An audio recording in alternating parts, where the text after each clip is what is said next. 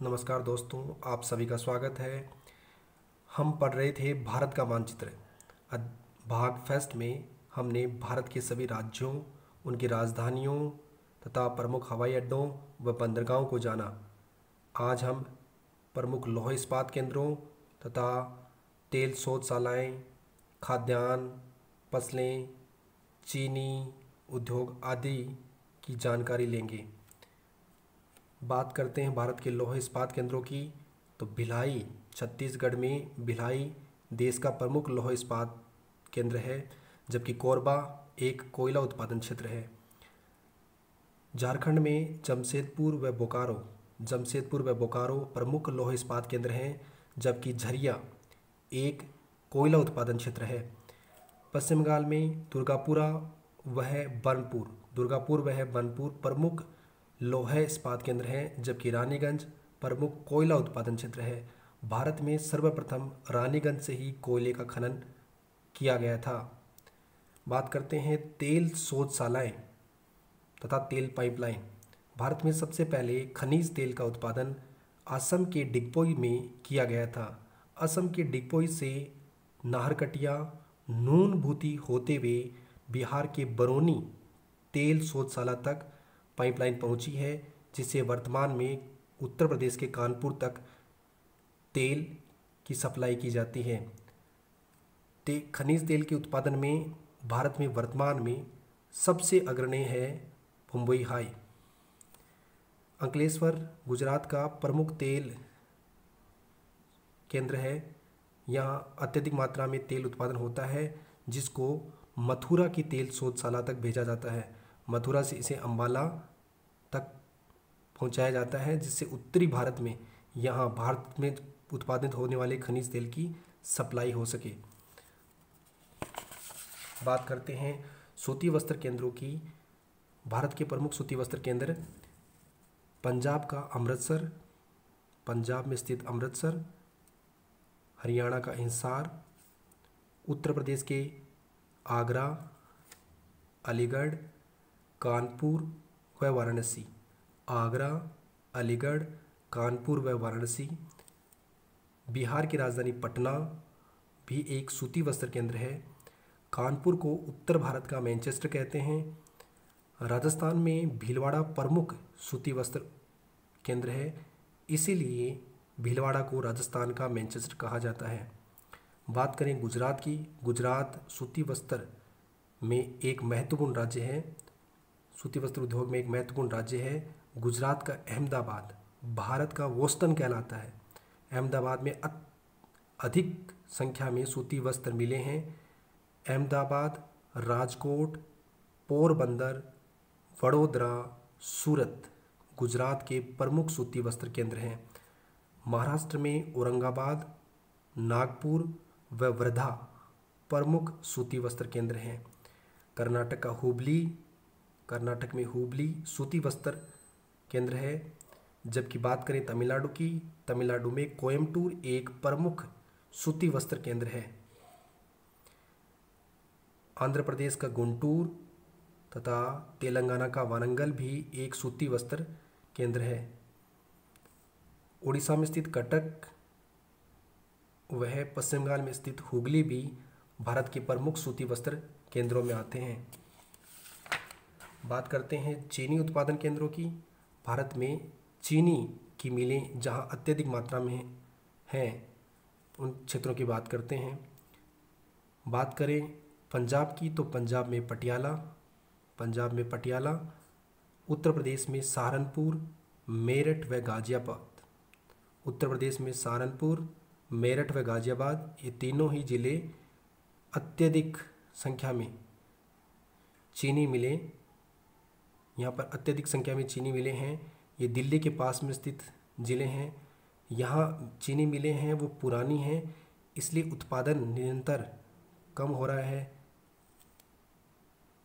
बक्सर बात करें बिहार की, तो बिहार में बक्सर, गया, चंपारण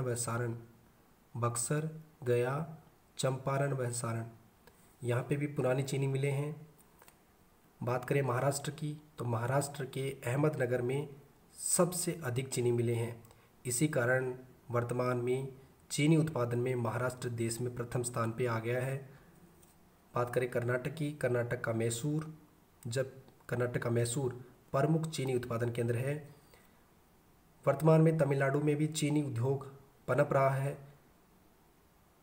इसके वेल्लोर, तिरुचिरापल्ली व रामनाथपुरम, वेल्लोर, तिरुचिरापल्ली व रामनाथपुरम प्रमुख चीनी उत्पादन केंद्र हैं। आंध्र प्रदेश का विजयवाड़ा, आंध्र प्रदेश का विजयवाड़ा एक चीनी उत्पादन केंद्र है। बात करते हैं भारत की प्रमुख खाद्यान्न फसलों की, तो भारत की खाद्यान्न फसलों में गेहूं वह चावल प्रमुख हैं। तो गेहूं उत्पादन क्षेत्रों की बात करें तो उत्तर भारत के राज्य अग्रणी स्थान रखते हैं। उत्तर भारत में खास तौर से पंजाब, हरियाणा और उत्तर प्रदेश। पंजाब में गेहूं उत्पादकता में प्रथम स्थान है, पंजाब का गेहूं उत्पादकता में, जबकि उत्तर प्रदेश का गेहूं उत्पादन में प्रथम स्थान है। उत्तर प्रदेश व मध्य प्रदेश का उत्तरी हिस्सा, हरियाणा, पंजाब व राजस्थान का उत्तरी हिस्सा भारत में प्रमुख गेहूं उत्पादन क्षेत्र हैं। जब भी एग्जाम में पूछा जाएगा तो आप इसी क्षेत्र को किसी संकेत से दर्शाकर गेहूं फसल का क्षेत्र दर्शा सकते हैं। बात करें चावल की, चावल सबसे ज़्यादा पश्चिम बंगाल में उत्पादित किया जाता है। भारत में खाद्यान्न फसलों के रूप में चावल ही सबसे ज़्यादा उत्पादित होता है। तो चावल पश्चिम बंगाल के अलावा उड़ीसा, आंध्र प्रदेश व तमिलनाडु में अत्यधिक मात्रा में उत्पादित किया जाता है। इसके साथ ही छत्तीसगढ़, तेलंगाना के कुछ हिस्से, बिहार व उत्तर प्रदेश में भी चावल का उत्पादन होता है। बात करें गन्ना की, गन्ना उत्तर भारत के साथ साथ वर्तमान में दक्षिण भारत में भी अत्यधिक मात्रा में हो रहा है। गन्ना उत्पादन में उत्तर प्रदेश, पंजाब, हरियाणा, मध्य प्रदेश, महाराष्ट्र, तमिलनाडु व आंध्र प्रदेश प्रमुख उत्पादक राज्य हैं। बात करें कपास की, तो कपास में गुजरात व महाराष्ट्र, गुजरात का भी सौराष्ट्र वाला क्षेत्र काली मिट्टी होने के कारण अत्यधिक मात्रा में कपास उत्पादित करता है। इसीलिए यहाँ पर सूती वस्त्र उद्योग अधिक पनप सका है। बात करें चाय की, तो भारत में चाय का उत्पादन असम वह कर्नाटक राज्य में होता है, असम वह कर्नाटक राज्य में किया जाता है। कॉफ़ी केवल कर्नाटक के कुछ हिस्से में उत्पादित की जाती है।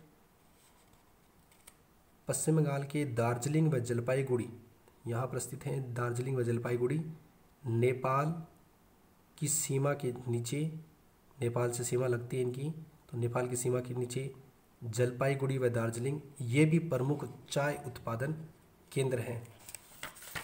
बात करें देश के प्रमुख जल विद्युत केंद्रों की,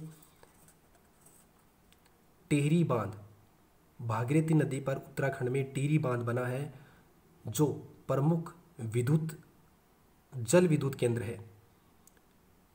बात करें राजस्थान में स्थित इंदिरा गांधी नहर की, तो राजस्थान में इंदिरा गांधी नहर जो कांडला तक जोड़ने के बाद एशिया की सबसे लंबी नहर बन जाएगी। इसने पश्चिमी राजस्थान के 10 से 12 जिलों में वर्तमान में लोगों के जीवन स्तर में बदलाव किया है, क्योंकि यहाँ पर खाद्यान्न तथा पशु वह उद्योग धंधों में अत्यधिक मात्रा में वृद्धि हुई है।